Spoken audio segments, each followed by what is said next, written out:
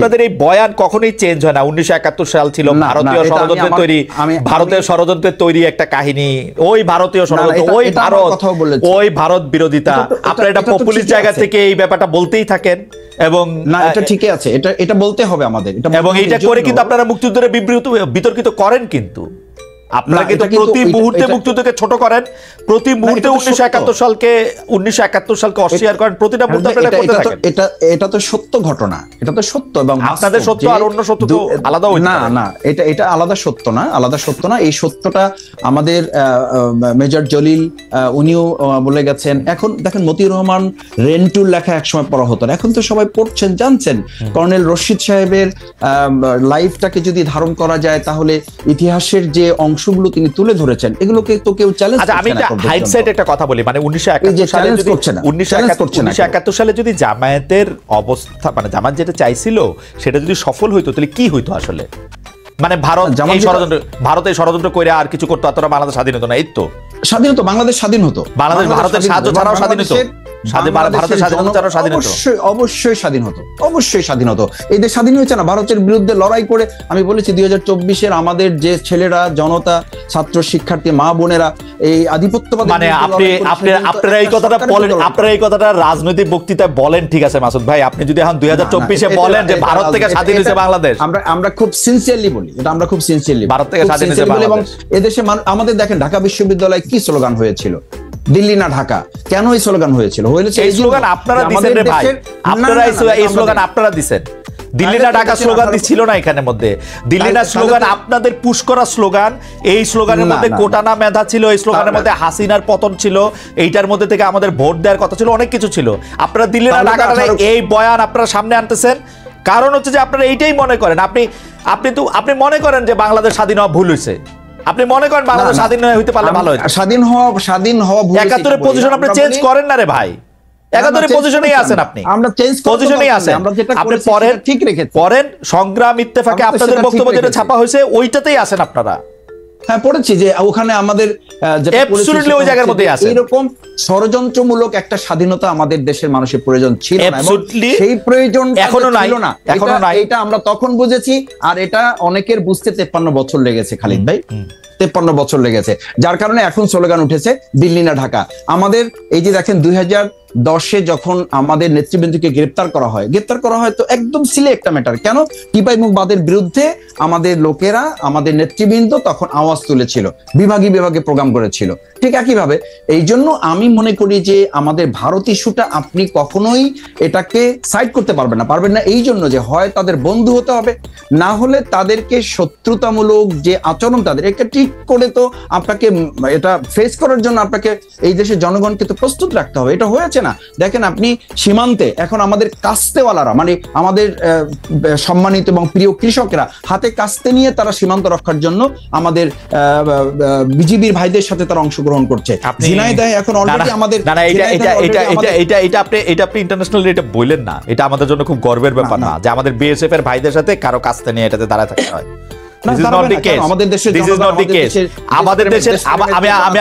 আমি বাংলাদেশের সাবেক পররাষ্ট্রমন্ত্রীর ইন্টারভিউ করছিলাম, সেই সময় বাংলাদেশের আওয়ামী লীগের আমলে এই মোমেন সাহেব ছিল, আওয়ামী লীগের আমলের থেকে ঢুকে ডয়েচে ওয়েলের হয়ে তো কি 2 জনকে মেরে ফেলছে নাকি 1 জনকে মেরে ফেলছে। আমাদের পররাষ্ট্রমন্ত্রী বলছিল ওরা বাহাদুরি দেখাইতে আসছিল, ওদেরকে দেখাই দিছে। দিস ইজ নট দি, মানে এটা তো কূটনীতিক কথা হইতে পারে না যে বিএসএফ এর সাথে কাছে নিয়ে পুলিশ যাবে এখন, মানে কৃষক যাবে। এটা পররাষ্ট্রনীতি, এটা দেশপ্রেমের তো একটা বড় চেতনার দায় না। আপনাকে এটা আপনাকে মাথায় রাখতে হবে যে শুধুমাত্র সেনাবাহিনী, শুধুমাত্র সামরিক বাহিনী অথবা বাহিনীর সদস্যদের উপর ভিত্তি করে বাংলাদেশ সেই 71-ও তো স্বাধীন হয় নাই, 24-এও তো আমাদের শুধু প্রশাসনকে মোকাবেলা করে না, আমরা প্রশাসন, সরকার এবং একটা আধিপত্যবাদকে মোকাবেলা করে তাদেরকে উৎখাত করা হয়েছে। সুতরাং এটা তো গর্বেরই ব্যাপার, এটা ধারণ করার ব্যাপার। সেই জায়গায় আপনি যে কোশ্চেনটা করেছেন, প্রফেসর ডক্টর মোহাম্মদ ইউনূসকে প্রধান উপদেষ্টা করার প্রশ্নে মূলত ছাত্রদের দাবি ছিল, ছাত্রদের দাবি ছিল এবং অন্যান্য পার্টিগুলোর সাথেও বাংলাদেশ জামাত ইসলামের যতটুকু আলাপ আলোচনা তখন ছিল, আপনারা জানেন যে আলোচনার ভিত্তিতেই যখন এটা আলোচনা এসছে, ওই সময়ে প্রফেসর ডক্টর ইউনূস সাহেব দেশকে সামনে রেখে এই কাজটা করলে বাংলাদেশের তাৎক্ষণিক স্থিতিশীলতাটাকে ধরে রাখা অপেক্ষাকৃত আমাদের জন্য মনে হয়েছে এটা যৌক্তিক। সেই জায়গাটা বাংলাদেশ জামাত ইসলামী ধারণ করেছে। ওকে, আপনাদের যে মানে করদ রাজ্যে পরিণত হওয়া আরেকটা দেশে, সেটা কি শুধু আওয়ামী লীগের এগেনস্টেই বলেন নাকি বিএনপির এগেনস্টেও বলেন? বিএনপিও ক্ষমতায় আসলে করদ রাজ্যই হয়। আমি একই প্রশ্ন মাসুদ ভাই আপনাকে ধন্যবাদ, জনাব আজিজুল বারী হেলাল আপনাকে করতে চাই। খুব দ্রুত আপনি কি বলবেন প্রফেসর মোহাম্মদ ইউনূসকে এই অন্তর্বর্তীকালীন সরকার প্রধান হওয়ার পিছনে বিএনপির অবস্থান কি ছিল? না, এটা ঠিক, প্রফেসর ইউনূস একটা আন্তর্জাতিক মানের ব্যক্তিত্ব। এরকম একটি ট্রানজিশনাল পিরিয়ড, এরকম একটি গণ অভ্যুত্থানের পরে তার মতো একজন ব্যক্তিত্বকেই প্রধান উপদেষ্টা হিসেবে জনগণ, বিএনপি সবাই আর কি মেনে নিয়েছিল। এ ব্যাপারে বিএনপির কোনো দ্বিমত নেই। কিন্তু এখন যেটা বলা হচ্ছে যে পারফরমেন্সের দুর্বলতা, বর্তমানে ইউনূস সরকার কতগুলো ভুল তিনি করে ফেলেছেন। যেমন তিনি আমাদের এই যে গণ অভ্যুত্থানের ঐক্যকে অনেকটা ক্ষেত্রে কিন্তু বিনষ্ট করেছেন। যেমন তিনি যখন বললেন তার নিয়োগকর্তা ছাত্ররা একটা শ্রেণীকে তিনি হাইলাইট করলেন, তখন এই আন্দোলনে সবাই আমরা বলছি, মাসুদও বলছে, আমিও বলছি, সবাই আমরা অংশগ্রহণ করছি। সেখানে একটি শ্রেণীকে বিশেষভাবে হাইলাইট করা, তারপরে যখন বলে যে এই আন্দোলনের মাস্টার মাইন্ড অমুক, তখন কিন্তু আমাদের সমস্যাগুলো হয়। এবং তিনি এই উপদেষ্টা কেন সমস্যা হয় ভাই? কেন? আপনি যখন সবাই সমন্বিতভাবে একটি আন্দোলন, একটি গণ অভ্যুত্থান করলো, তখন আপনি একক কোনো ব্যক্তিকে ক্রেডিট দিতে চান না। একক কোনো ব্যক্তি মানে কি? ডেফিনেটলি তো এটা ছাত্রদের ক্রেডিট তো দিতে হবে, আপনার ডিউ ক্রেডিট। ছাত্রদের ডিসক্রেডিট তো কেউ করছে না, করছে তো। ডক্টর ইউনূস বলছে যে এই ছেলেটা পিছন দিক থেকে এটা আন্দোলন করছে, অসুবিধা কি? এটা কি ঠিক? এটা কি ঠিক? তাহলে আর মানুষ, এটা ঠিক না, এটা আপনি বলতে হবে না। ওরা সামনে ছিল, তাহলে আপনি ওরা অত্যাচারিত হয়েছে, সামনে সবাই ছিল। শুনেন, সামনে যে ব্যানারটা ছিল, আমাদেরও তো অনেক ছেলে, আমি তো বললাম 150 নেতা কর্মী 34 জনে আমাদেরই মারা গেছে, আমি সেই হিসাবে যাচ্ছি না। কিন্তু যে ব্যানারটা আমরা দিয়েছিলাম সবাই ঐক্যবদ্ধভাবে, রাজনৈতিক কৌশলের কারণে আমরা একটি অরাজনৈতিক ব্যানার দিয়েছিলাম। আজকে তারা যখন ক্রেডিট ক্লেম করে তখনই কিন্তু বিভক্তি আসে। আপনারা ব্যানার দিবেন কেমনে? আপনারা ব্যানার দিলে তো সাউন্ড গ্রেনেড মারলে আপনারা চলে যান। না, সাউন্ড গ্রেড মারলে সবাই যাবে। সাউন্ড গ্রেড মারলে এখানে তো সাউন্ড না, ওরা তো উল্টা, ওরা তো একটা মারে একটাই মরে, আর কেউ মরে না, যায় না। ওরা মানে কারা? সেখানে কি ছাত্ররা কি রাজনৈতিক ছাত্ররা ছিল না? ছাত্রদল ছিল না? ছাত্র শিবির ছিল না? ছাত্র ইউনিয়ন ছিল না? বামপন্থী ছাত্র সংগঠন ছিল? সবাই ছিল। গুটি কয়েক ছেলেকে যদি আপনি বলেন, হ্যাঁ, তখন আপনার পার্থক্যটা কি? হেলাল ভাই আপনি দেখেন, আমারে মাইরেন না, কিন্তু আপনি পার্থক্যটা দেখেন।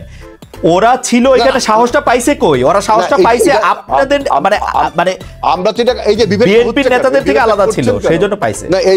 না, বিএনপি নেতারা সেখানে ছিল, বিএনপি ছাত্র দলের নেতারা থাকলে কইতো যে একটু দৌড় দিয়া হিট এন্ড রান করে চলে আসো পালায়া। এটা হলো আপনার স্পেকুলেশন। 17 বছর ধরে তাই দেখছি ভাই। 17 বছর আন্দোলন করছি। আপনার একটা আন্দোলন তো আপনি বললেই তো, মানে আন্দোলন করতে ডিনার পার্টি না যে আপনি বললেন আর আন্দোলনটা হয়ে গেল।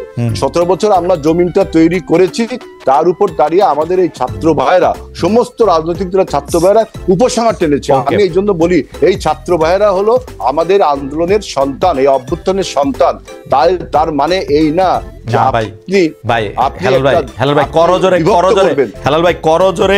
করজোরে নিবেদন করি আপনাদের আন্দোলনের সন্তান 24 না, 24-এর আন্দোলনের নেতৃত্ব যারা দিয়েছে আপনারা তাদের সঙ্গে ছিলেন। আপনারা এইভাবে ডিভিশন করেন বিধায় কিন্তু আজকে বাংলাদেশের এই তর্ক এবং বিতর্কে ফ্যাসিবাদের যত অপবাদ, মাফিয়ার যত অপবাদ, তা চাপা পড়ে যাচ্ছে এবং বাংলাদেশে বিভিন্ন প্রতিবিপ্লবী সিনড্রোম দেখা দিচ্ছে। আমি আপনাকে একটা কথা বলি, আমি যে অ্যাঙ্গোলা স্বাধীনতার কথা বলেছিলাম, অগস্তিনো নেটোর নাম আপনারা সবাই শুনেছেন। অ্যাঙ্গোলা স্বাধীনতা যুদ্ধের নায়ক অগস্তিনো নেটোর যদি আত্মজীবনীটা দেখেন তাহলে দেখবেন যে তিনি স্বাধীনতার পরে যখন দেশে সুরক্ষা নিশ্চিত হয়েছে, তার দল মনে করেছে তখন তিনি যাবেন। আমাদের দল যখন মনে করবে যে এখন দেশে যাওয়া উচিত, তখন অবশ্যই তারেক রহমান দেশে আসবেন। সুতরাং এটা নিয়ে অন্য কোনো ন্যারেটিভ বানানো উচিত না। এবং পেট্রোলিয়াম গ্যাস 2019 সালে ভারত এবং বাংলাদেশ সমঝোতা স্মারক চুক্তি স্বাক্ষর হয়েছে এবং ট্রায়াল বেসিসে একটি চালানো ভারতের ত্রিপুরা রাজ্যে এবং অন্য জায়গায় গিয়েছিল 2019 সালে। আপনি দেখবেন আবার 2019 সালে কি হয়েছিল ভাই? তরলীকৃত পেট্রোলিয়াম গ্যাস এবং এলপিজি, এই দুইটা গ্যাসে ভারতের সাথে আপনার বাংলাদেশের সমঝোতা স্মারক চুক্তি হওয়ার পরে আপনার ট্রায়াল বেসিসে একটি চালান ত্রিপুরা রাজ্যে এবং আরেকটি কোথায় 2019 সালে। সেটা কার গ্যাস কে বানাইছে? সুতরাং বাংলাদেশ থেকে তোলা গ্যাস, টাকার গ্যাস। আমাদের এলপিজি গ্যাস, আমাদের আমরা যে এলপিজি, আমাদের যে তরলীকৃত গ্যাস, পেট্রোলিয়াম গ্যাস, সেই গ্যাসটা গেছে। আপনি কি কার সোর্স থেকে তুলছে? বাংলাদেশের সোর্স থেকে না ইন্ডিয়ার সোর্স থেকে? আমাদের সোর্স থেকে তোলা হয়েছে। আমাদের গ্যাস, আমাদের গ্যাস ওটা তুলে আমি এটা দেখব না, ঠিক আছে।